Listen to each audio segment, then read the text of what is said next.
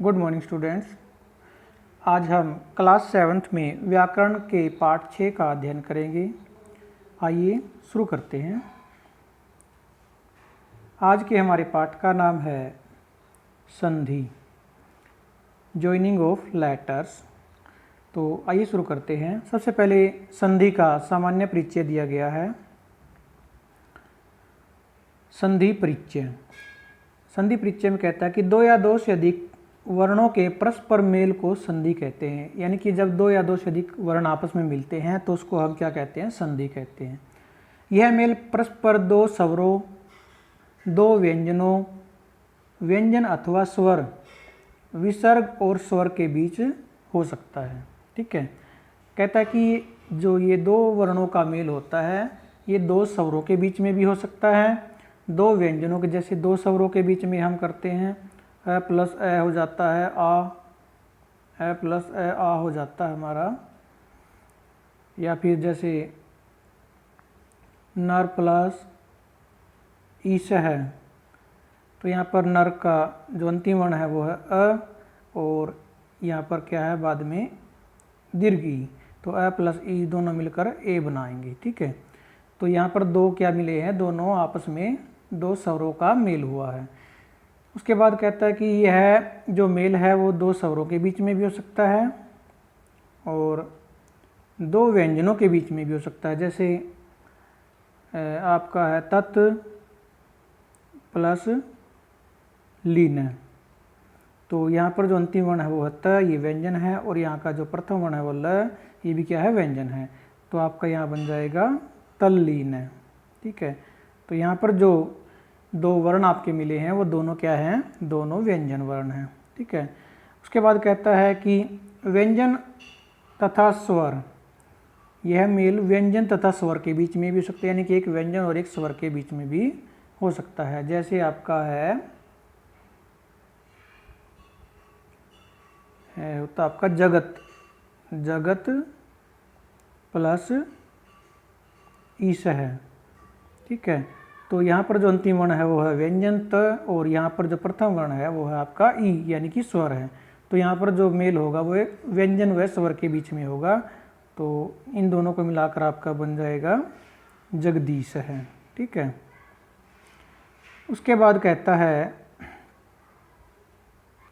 ठीक है, आगे कहता है कि ये जो दो वर्णों का मेल है वो विसर्ग और स्वर के बीच में भी हो सकता है। ठीक है। जैसे आपका आता है अतः, यहाँ पर विसर्ग आ गई प्लस ए, उसके बाद आपका स्वर आ गया, यहाँ पे आपकी विसर्ग आ गई। तो यहाँ पर जो मेल होगा वो किसका होगा? विसर्ग और स्वर का। तो आपका बन जाएगा अत ए। ठीक है। विसर्गों का लोप हो जाएगा, यानी कि विसर्गे हट जाएंगे। ठीक है। और ये जो दो वर्णों का मेल है वह विसर्ग और व्यंजन के बीच में भी होता है। जैसे आपका होता है राम है प्लस च, तो यहाँ पर विसर्गों के बाद क्या आया? व्यंजन आया है, तो इसका बन जाएगा आपका रामश्च। ठीक है। यहाँ पर विसर्गों का ये श बन गया है, तालु वाला श। ठीक है। उसके बाद कहता है कि लेखक या वक्ता वाक्यों को संक्षिप्त करने के उद्देश्य से अपनी इच्छा अनुसार वाक्यों में संधि का प्रयोग करता है। यानी कि बोलने वाला या लिखने वाला अपने वाक्यों को संक्षिप्त यानी कि छोटा करने के लिए अपनी इच्छा के अनुसार, यानी कि व्याकरण का कोई ऐसा नियम नहीं है कि उसको संधि करना अनिवार्य हो, बोलने वाले या लिखने वाले को संधि करना अनिवार्य हो, ऐसा कोई नियम है नहीं है। ठीक है। तो बोलने वाला या लिखने वाला अपनी इच्छा के अनुसार यानी अपनी मर्जी से अपने वाक्यों को छोटा करने के लिए संधि का प्रयोग कर सकते हैं। ठीक है। आगे संधि की परिभाषा। संधि का सामान्य अर्थ है मेल। इस प्रकार दो या दो से अधिक वर्णों के मेल से उनमें यानी कि उन वर्णों में जो परिवर्तन होता है उसे संधि कहते हैं। ठीक है। यानी कि जब दो वर्णों को हम मिलाते हैं, उनको मिलाने के बाद उनमें जो परिवर्तन यानी कि जो बदलाव होता है, जो चेंज होता है, उसे हम क्या कहते हैं? संधि कहते हैं। ठीक है। जैसे यहाँ पर मैंने बताया था आपको नर प्लस ईश है, ये शब्द है, तो यहाँ पर नर का जो अंतिम वर्ण है वो है अ वर्ण, जो यानी कि जब हम र का वर्ण विच्छेद करेंगे तो क्या बन जाएगा, र प्लस अ। ये आपने वर्ण विच्छेद में सीखा हुआ है। तो नर का जो अंतिम वर्ण है अ और इसका प्रथम वर्ण है ई, ये दोनों वर्ण मिलकर के क्या बनाएंगे, ए। ठीक है, तो यहाँ पर इन दोनों वर्णों को मिलाने से इन दोनों वर्णों में क्या हो गया, परिवर्तन होगा, ये ए में परिवर्तित हो गई। तो इसी परिवर्तन को हम क्या कहते हैं, संधि कहते हैं। तो आपका फिर ये जुड़ने के बाद बन जाएगा नरेश है। ठीक है, उसके बाद कहता है दूसरी परिभाषा दी गई है, दो या दो से अधिक वर्णों से अत्यंत समीपता के कारण जो विकार या परिवर्तन होता है उसे संधि कहते हैं। जैसे नर प्लस इंद्र नरेंद्र। ठीक है, यहाँ पर न प्लस अ प्लस र प्लस अ जो मैंने बताया था, जैसे हम नर का वर्ण विच्छेद करेंगे तो आपका क्या बन जाएगा, न का बन जाएगा न हलंत प्लस अ और प्लस र का बन जाएगा र हलंत प्लस अ। तो यहाँ पर जो नर का जो अंतिम वर्ण है वो क्या है, अ है। नर का अ तथा इंद्र का ई मिलकर इंद्र का प्रथम वर्ण मिलेगा, जो बाद वाला शब्द होता है उसका प्रथम वर्ण मिला जाता है और पूर्व वाले शब्द का अंतिम वर्ण मिला जाता है।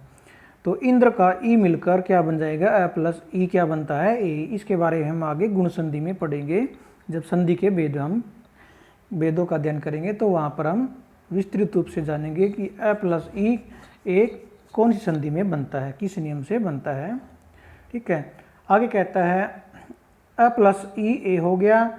इस प्रकार अ प्लस ई इन दोनों वर्णों के परस्पर मेल से इन दोनों वर्णों में परिवर्तन होकर ए हो गया। ठीक है, तो ये था हमारा संधि की परिभाषा।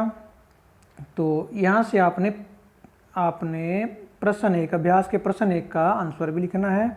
अभ्यास का हमारा जो पहला प्रश्न है वो है, हमारा अभ्यास का पहला प्रश्न है, संधि की परिभाषा दीजिए। संधि की परिभाषा दीजिए। तो आपको दो परिभाषाएं दी गई है, दोनों में से आप कोई भी एक परिभाषा लिख सकते हैं, वे एक उदाहरण आप उसके साथ आपने लिखना है। ठीक है, तो कहाँ से आप लिखना मैं बता देता हूँ। ठीक है, आपने लिखना है यहाँ से संधि की परिभाषा में, यहाँ से या तो इस परिभाषा से लिखेंगे, यहाँ से दो या दो से अधिक वर्णों के मेल से उनमें जो परिवर्तन होता है उसे संधि कहते हैं। यहाँ तक लिखने के बाद आपने एक उदाहरण लिखना है, जैसे नीचे दिया गया है। यहाँ पर दूसरी संधि में दूसरी परिभाषा में, जैसे नर प्लस इंद्र नरेंद्र, या नीचे भी उदाहरण दिए गए हैं, जैसे अति प्लस ईव अतीव। इनमें से कोई भी उदाहरण आप लिख सकते हैं, बहुत सारे उदाहरण यहाँ पर दिए गए। जैसे तो एक उदाहरण आपने लिखना है, या फिर आप दूसरी परिभाषा लिख सकते हैं। यहाँ से दो या दो से अधिक वर्णों से अत्यंत समीपता के कारण जो विकार या परिवर्तन होता है उसे संधि कहते हैं। जैसे नर प्लस इंद्र नरेंद्र। तो यहाँ तक आपने लिख लेना है। इन दोनों परिभाषा में से जो भी आपको आसान लगे वो आप लिख सकते हैं। ठीक है, तो ये आपका हो जाएगा प्रश्न एक का आंसर। यहाँ से इसको आपने कॉपी में लिख लेना है। ठीक है, उसके बाद आता है आपका अन्य उदाहरण दिए गए हैं संधि के, जैसे सुर प्लस इंद्र सुरेंद्र, विद्या प्लस आल्य विद्यालय, परम प्लस आनंद परमानंद, हरि प्लस ईश हरीश है। ठीक है, अति प्लस इव अतीव, परम प्लस अर्थ परमार्थ, विद्या प्लस अर्थी विद्यार्थी, योगी प्लस इंद्र योगींद्र। तो इनमें कौन कौन से वर्ण मिले हुए हैं और मिलने के बाद उनका क्या बना है, यहाँ पर ये ब्रैकेट में दिए गए हैं। ठीक है, इनके बारे में हम आगे संधि के वेदों में जान लेंगे। ठीक है, तो उसके बाद आपका आता है संधि विच्छेद।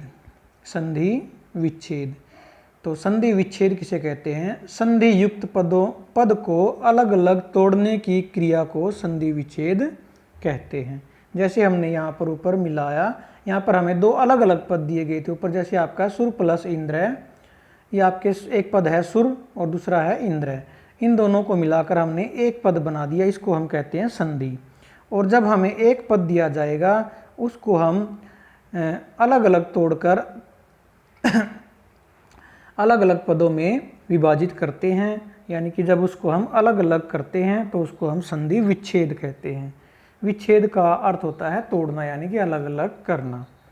तो इसकी परिभाषा हो जाएगी आपकी, संधि युक्त पद को अलग अलग तोड़ने की क्रिया को संधि विच्छेद कहते हैं। जैसे विद्यालय, ये एक पद है, इसको हम अलग अलग दो पदों में तोड़ेंगे तो क्या बन जाएगा, विद्या प्लस आल्य, ठीक है। सुरेंद्र, सुर प्लस इंद्र है, ठीक है। तो ये थी आपकी संधि विच्छेद। ये भी आपका एक प्रश्न है अभ्यास में, इसका भी आपने यहाँ से आंसर लिख लेना है। संधि विच्छेद किसे कहते हैं जब आएगा तो यहाँ से आपने लिख लेना है, ये पूरा ही इसके आंसर में आप लिख लेंगे। ये आपका प्रश्न है, मैं आप एक बार देख लेंगे। ये आपका प्रश्न 5 दिया गया है, संधि विच्छेद किसे कहते हैं, उदाहरण सहित समझाइए। तो ये आपके जब प्रश्न 5 का आंसर आप लिखोगे तो वहाँ से आपने लिख लेना है, ठीक है। आगे आपके संधि के भेद, यानी कि संधि के कितने भेद होते हैं, तो मुख्यतः संधि के 3 भेद होते हैं। एक स्वर संधि, स्वर संधि को हम अच संधि भी कहते हैं, क्योंकि संस्कृत में स्वरों को हम अच भी कहते हैं, ठीक है। दूसरा आपका व्यंजन संधि, व्यंजन संधि को हल संधि भी कहा जाता है, क्योंकि व्यंजनों को संस्कृत में हल भी कहते हैं। और तीसरा आपका विसर्ग संधि, ठीक है। तो ये संधि के भेद हैं। यह भी आपका एक प्रश्न है, संधि के कितने भेद हैं उनके नाम लिखें। तो यहाँ से आपने लिखना है, संधि के मुख्यतः 3 भेद हैं। नंबर 1 स्वर संधि अथवा अच संधि, व्यंजन संधि अथवा हल संधि, विसर्ग संधि अथवा विसर्ग संधि का कोई अन्य नाम नहीं है, विसर्ग संधि। ये 3 संधि के भेद हैं। ये आपका प्रश्न है। प्रश्न नंबर 2 में आपसे पूछा गया संधि कितने प्रकार की होती है, उनके नाम लिखिए। तो प्रश्न 2 का आंसर आपने वहां से लिख लेना, ठीक है। आगे आपका स्वर संधि की परिभाषा दी गई है। स्वर संधि अथवा संधि किसे कहते हैं, तो कहता है कि परस्पर 2 स्वरों के मिलने से उनमें जो परिवर्तन होता है। संधि की आपकी परिभाषा होती है कि 2 वर्णों के मिलने से उनमें जो परिवर्तन होता है उसे हम संधि कहते हैं। लेकिन स्वर संधि में क्या होगा, 2 स्वर मिलेंगे, केवल 2 स्वरों के मिलने से उनमें जो परिवर्तन यानी कि बदलाव होगा उसे स्वर संधि कहते हैं। इसे संस्कृत में अच संधि भी कहते हैं, ठीक है। जैसे में आपने एक उदाहरण लिख देना, जैसे गण प्लस ईश गणेश है। तो गण में आपके वर्ण मिलेंगे ए और ई, ए और ई मिलेंगे, ये बन जाएंगे आपके ए। इसके बारे में हम स्वर संधि के भेद हम आगे पढ़ेंगे, उसमें हम जानेंगे ए प्लस ई एक मिलने के बाद किस प्रकार से जुड़ेंगे, ठीक है। उसके बाद जैसे सदा प्लस ए सदैव, गई प्लस अक गायक है, ये आपका ए आदि संधि में आएगा। सदा प्लस ए ये वृद्धि संधि में आ जाएगा आपका। सूर्य प्लस उदय सूर्योदय, इति प्लस आदि इत्यादि ये आपका यण संधि में आएगा। सूर्योदय आपका गुण संधि में आएगा। तो संधि के भेद हम जब पढ़ेंगे वहाँ पर आप इनके बारे में विस्तृत से जानेंगे किस प्रकार से ये बनते हैं, ठीक है। अभी आपने स्वर संधि की आपकी परिभाषा दी गई है, उसमें आपने एक उदाहरण लिख देना है कोई भी, जैसे गण प्लस ईश है गणेश है, ठीक है।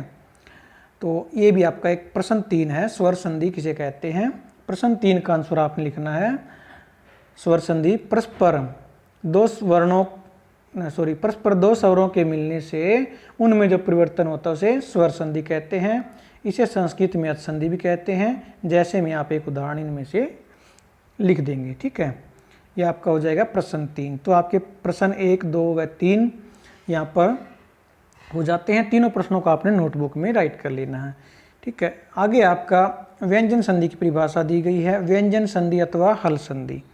तो व्यंजन संधि किसे कहते हैं, व्यंजन के साथ स्वर या व्यंजन के मेल से उनमें जो परिवर्तन होता है, यानी कि व्यंजन के बाद जब स्वर या व्यंजन में से कोई भी वर्ण आ जाए तो उन दोनों को मिलाने से उन दोनों वर्णों में जो परिवर्तन होता है उसे हम व्यंजन संधि कहते हैं। जैसे यहाँ पर आपको दिया गया है जगत प्लस ईश, आगे इसमें दिया गया संस्कृत में इसे हल संधि भी कहते हैं। ये मैंने बताया था कि व्यंजनों को हल भी कहते हैं, इसलिए व्यंजन संधि को हल संधि भी कहते हैं। एक उदाहरण आप लिख देंगे, जैसे जगत प्लस ईश है जगदीश है, ठीक है। तो यहाँ पर जो जगत में व्यंजन आया वो त व्यंजन आया, उसके बाद स्वर आया है, तो दोनों को मिलाने से त का क्या बन जाएगा, द बन जाएगा। ठीक है, ये आपका जसत्व संधि में आएगा। व्यंजन संधि के जब हम भेद जानेंगे तो वहाँ पर हम इसको विस्तृत रूप से समझ लेंगे। ठीक है, और दो तीन उदाहरणों आपको दिए गए हैं, जैसे उत प्लस नति उन्नति बन जाएगा, और वि प्लस छेद है विच्छेद है, और सम प्लस हार है संहार है, संहार है।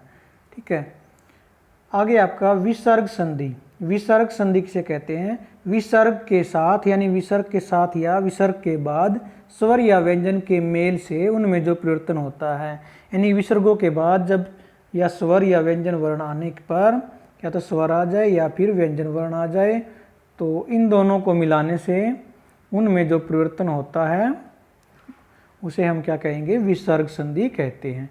जैसे आपका उदाहरण दिया गया मनः प्लस रथ है, तो मनः में आपका जो मनः के साथ विसर्गे लगी हुई है उसके बाद क्या आया है? र वर्ण आया। र क्या है कि व्यंजन है। तो इन दोनों को के मेल से क्या होगा? विसर्गों का क्या बन जाएगा? ओ बन जाएगा। तो क्या बन जाएगा? आपका मनोर्थ है। उसके बाद है जैसे इतः प्लस ततः का बन जाएगा आपका यहाँ पर विसर्गों का स बन जाएगा, तो आपका बन जाएगा इतस ततः। ठीक है, दुह प्लस गंध है, यहाँ पर विसर्गों का क्या बन गया? विसर्गों के बाद व्यंजन आया तो विसर्गों क्या बन गया? र बन गया, तो दुर्गंध बन जाएगा। नमः प्लस ते नमस्ते, यहाँ पर विसर्गों का स बन गया है, तो नमस्ते बन जाएगा यहाँ पर दोनों वर्णों को मिलाने से। निह प्लस कपट का बन जाएगा आपका यहाँ पर विसर्गों का निष्कपट, तो यहाँ पर विसर्गों का ये स बन गया है, मूर्धन्य सकार। ठीक है, ये थे आपके संधि के भेद। आगे आपके क्या है? स्वर अथवा अच संधि के भेद, तो इसके बारे में हम आगे नेक्स्ट वीडियो में अध्ययन करेंगे। यहाँ तक आपके 3 प्रश्न आपके 3 प्रश्नों के उत्तर आपके यहाँ तक क्लियर हो जाते हैं। तो इन तीनों प्रश्नों के उत्तरों को आपने नोटबुक में लिख लेना है। प्रश्न उत्तर, प्रश्न फर्स्ट सेकंड व थर्ड, 3 प्रश्नों के उत्तर आपके यहाँ तक आ जाते हैं। प्रश्न 5 का भी आ गया है, लेकिन उससे पहले आपने प्रश्न 4 करना है, वो हम कल करेंगे। ठीक है, अभी आपने केवल प्रश्न 1, 2 व 3 को ही नोटबुक में लिखना है और तीनों प्रश्नों को याद करना है। आगे पाठ का अध्ययन हम नेक्स्ट वीडियो में करेंगे। आज के लिए सिर्फ इतना ही। धन्यवाद।